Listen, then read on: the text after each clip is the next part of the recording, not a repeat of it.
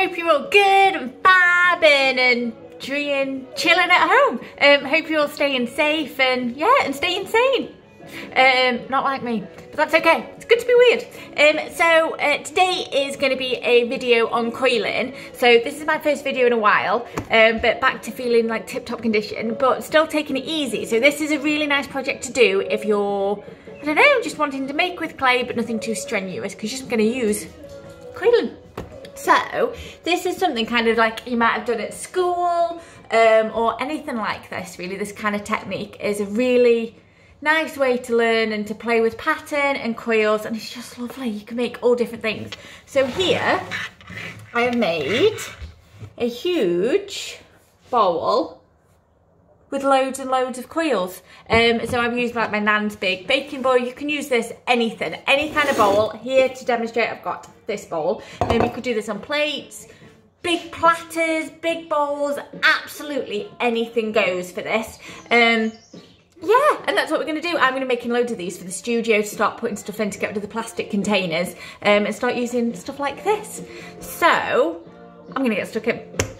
What you will need is, if you are using a bowl of any kind at home, or plate or anything like that, like this is a glass bowl, you could have ceramic bowls, clay will stick to this, and when clay dries it shrinks. And as it shrinks, certain bits will be stuck to the glass, certain bit won't, and it could just crack, basically. So if you haven't got an Emily at home to keep a stern eye on your work as things are like drying and stuff, and to just look after it, great way, cover your container with a piece of plastic. So I've used some cling film, covered this glass bowl with the cling film in like this, and then what will happen is when your clay is in here, it's sticking to the cling film and not the glass. So when it's shrinking away, and the cling film will come with it, which is great, because then when it's dry, you can just plop it out, peel the cling film off, job's a good one. Just bear in mind that obviously how I've just chucked this cling film on here, there is loads of lines and creases and stuff that might come out on your work or on your bowl. So you can either use that and enhance that as part of the pattern. I don't know if you can see it on here. Can you see? But I'm just going to use that as part of the texture, or you could smooth that off later, or you could spend ages getting your cling film really nice and smooth in here. Okay, so what you are going to do and what you're going to use, you're going to make lots of coils, so just worms. So there is a video on coiling with pinch pots that show you how to make coils, so I won't ramble on about that. So yeah, we're just going to get stuck in. So what you need to remember is whatever pattern you're putting in here with your coils, it's going to be on the outside of your pot, the outside of your bowl, the outside of your plate, because you're going to join it all together on the inside to make sure it all stays nice and stuck together. So you're going to make your coils, and then this is a great way for you to kind of play around and look at pattern and see what shapes you can make out of them. So great way to start is taking your worm, rolling it together. If you find your clay is starting to dry here, then don't be afraid to get a bit of water and just smooth out any creases or dry bits. So I'm going to start with that. I'm then just going to smooth that worm to his body there.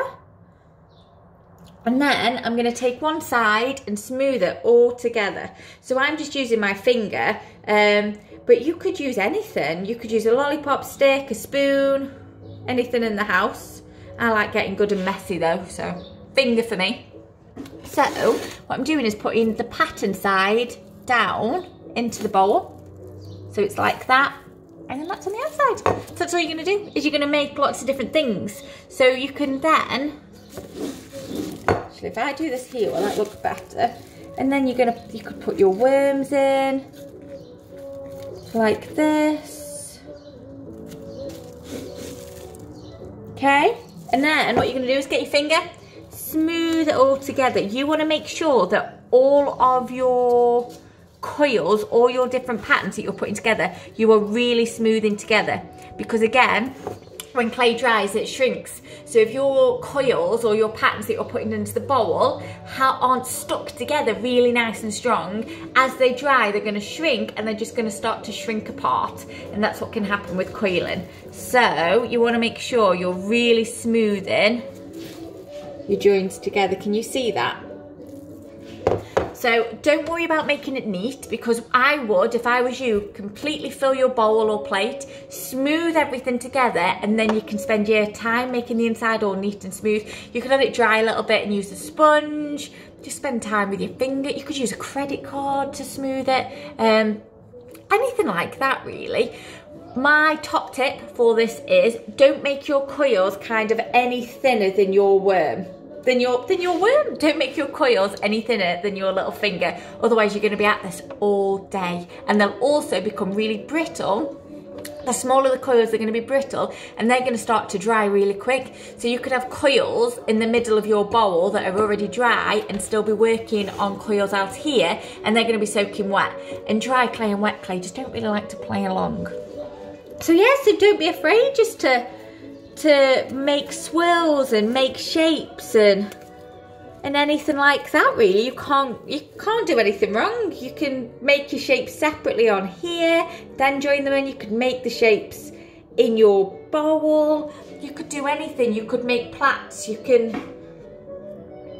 play around with stuff. There we go, that's it. And then I'm just smoothing. If you feel like you want your work, if it's a bit dry, maybe your clay, or you're adding a little bit more of an intricate shape, maybe you're adding plaits, or you're adding little balls or anything like that. If you want to make it a little bit extra sturdy, you can on the edge of your two joins that you're joining together. So if I'm joining a worm onto here, don't be afraid to, she says, I've got nothing pointy, I'm going to use this. You can always cross hatch to add some joins. Cross hatch again onto your two pieces to join together. Pop a bit of slip or water, join them together that way. There's videos on slip and joining clay together as well in my series of clay in a kitchen videos. But you really don't need too much slip or water, otherwise you're going to end up with like a sloppy, hand-buildy, coily mess. So smoothing with your fingers should be golden. But yeah, just keep going, just keep building. Then when you get to a finished piece, do something like this. I've added handles onto this part. I can do a little video and show you how to add handles. But yeah, just a nice little thing to do to get back into the swing of making with clay. If you've been like me and had a bit of a break, something easy going is good. So yeah, hopefully I will see you all soon. But yeah, have fun with clay, keep making, and let me know what you're doing. Okay, bye guys.